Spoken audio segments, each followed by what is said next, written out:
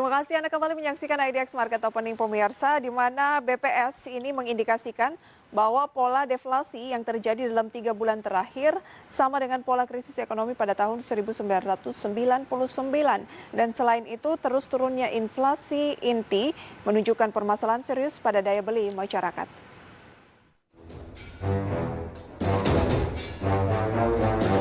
Badan Pusat Statistik telah mengumumkan data Indeks Harga Konsumen atau IHK bulan September yang kembali mencatatkan deflasi sebesar 0,05%.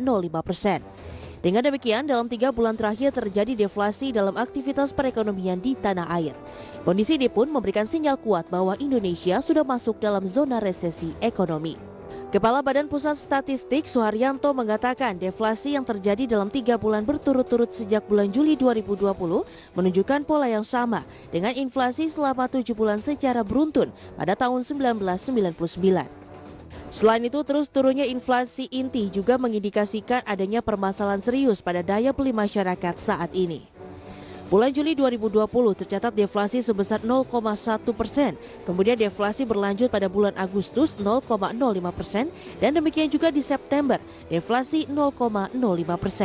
Suharyanto menambahkan daya beli masyarakat masih sangat lemah di mana laju inflasi inti tercatat sebesar 0,13% atau mengalami tren turun sejak bulan Maret lalu yang masih sebesar 0,29%.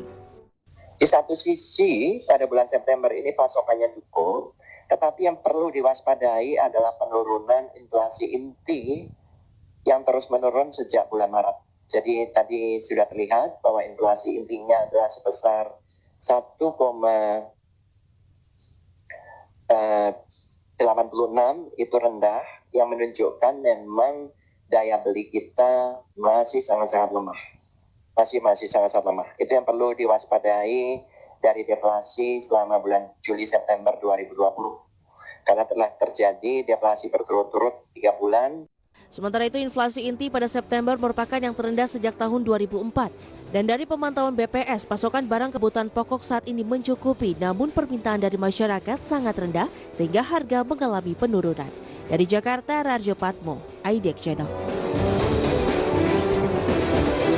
Dan pemirsa, indeks harga saham gabungan ataupun perdagangan pada pagi hari ini telah berlangsung, di mana IHSG saat ini bergerak di kisaran minus 0,4% atau dibuka melemah di posisi 4.951 atau turun 17 poin.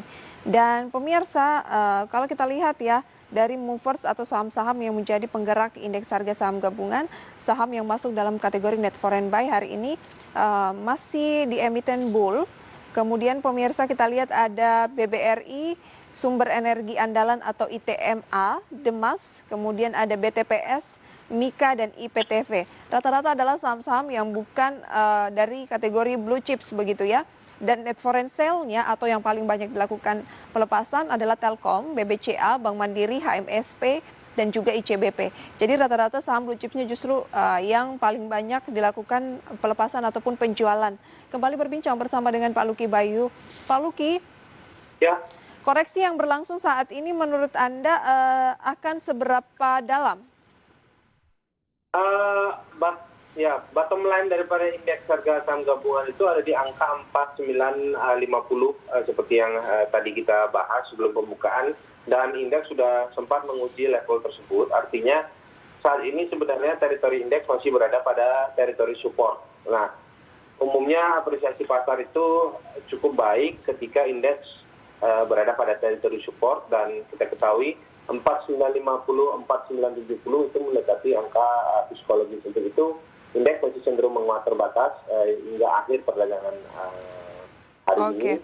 Dan targetnya adalah angka psikologis itu sendiri, yaitu 5.000.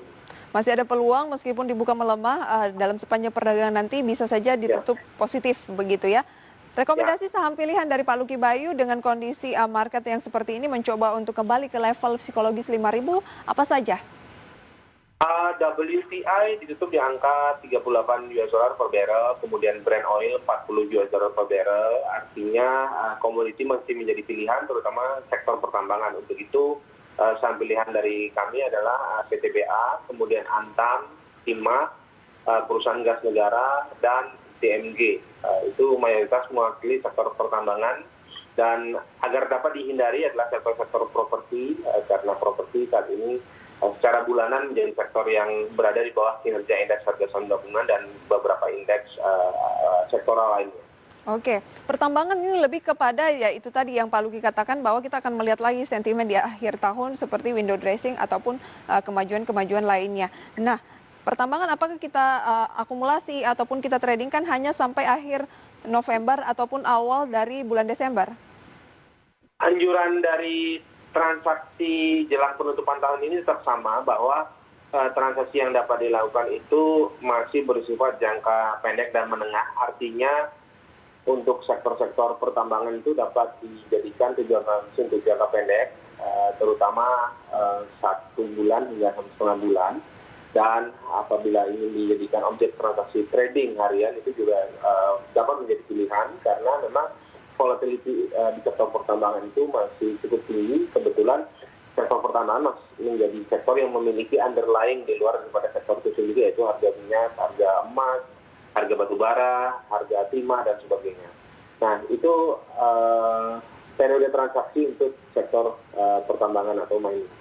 Oke, PTBA dibuka melemah tipis 0,25% ataupun sekitar 5 poin di 1995. Strateginya seperti apa kalau berbicara mengenai emiten tambang yang satu ini, Pak? Akumulasi. Jadi akumulasi itu menjadi pilihan dengan strategi menetapkan porsi transaksi. Pertama kali adalah 20% untuk akumulasi, kemudian nanti pertengahan bulan itu 30% kemudian dapat dijadikan satu rencana transaksi dan realisasi, dan nanti di akhir bulan itu transaksi dapat dilakukan secara utuh. Sekali lagi karena sektor pertambangan ini menantikan momentum penutupan tahun. Kalau kita lihat umumnya di musim dingin harga minyak naik, kemudian kebetulan ada proses debat calon presiden Amerika yang dimana pasar tentu mencari satu jalan keluar dibandingkan mereka harus berada pada ketidakpastian indeks, maka mereka akan melihat sektor-sektor yang memiliki underlying. Kebetulan mining tersebut menjadi pilihan, dan akhir tahun daripada momentum indeks secara tahunan itu umumnya harga minyak menguat karena musim dingin. Oke, nah kalau saat ini di 1995, kita berharap target terdekat di posisi berapa untuk PTBA? Untuk PTBA yang terdekat angka psikologisnya yaitu 2000, kemudian target tertinggi adalah 2125. Nah, untuk itu target paling dekat itu adalah 2000, dan angka 1995 itu menjadi teritori yang cukup baik bagi mereka yang ingin melakukan akumulasi. Oke, tapi dananya 20% saja ya yang ditempatkan di PTBA maksimal. Ya, money management itu sangat penting jelang penutupan tahun, karena bukan saja investor individu, investor besar, institusi, apakah itu hedge fund, itu juga sedang melakukan rebalancing portofolio. Jadi jelang penutupan tahun ini mengatur komposisi transaksi menjadi sangat penting berdasarkan periode waktu jangka pendek hingga jangka menengah. Oke, dari PTBA kita beralih ke rekomendasi Anda selanjutnya, masih dari pertambangan, yaitu Antam. Ya, Antam menjadi pilihan oleh karena harga emas. Kalau tadi kita bahas mengenai beberapa komoditi, terutama adalah harga minyak, harga emas menjadi salah satu turunan komoditi yang ikut memberikan sentimen positif, karena emas juga menjadi salah satu perhitungan di indikasi dari sektor pertambangan. Untuk itu Antam, walaupun ada beberapa emiten lainnya yang berada pada sektor yang sama seperti MDKA, tetapi saya menganjurkan dalam akhir tahun ini kita melihat emiten-emiten yang memiliki kapitalisasi besar dan memiliki volatility yang cukup baik. Untuk itu Antam menjadi pilihan. Antam, 6 bulan terakhir Antam memang membukukan kenaikan 88%. Nah, pembeliannya itu sebaiknya kalau memang kita belum punya saat ini Pak Luki dan mengikuti dari rekomendasi Pak Luki, di posisi berapa dan target terdekatnya di berapa untuk Antam? Antam saat ini mengalami pelemahan terbatas dan sedang menguji level 725. Artinya entry point Antam yang pertama itu ada di angka 715 hingga 720. Target Antam itu ada di angka 785 hingga 800 sebagai angka psikologi. Dan begitu trading plan-nya adalah 20% entry point di angka 715, kemudian 30% ada di angka 730, kemudian yang terakhir ada di angka 760, itu jelang penutupan akhir bulan November. Baik, jadi akumulasi beli ya untuk Antam. Ya. Dengan money management 20% ya? Ya. Sama seperti PTBA.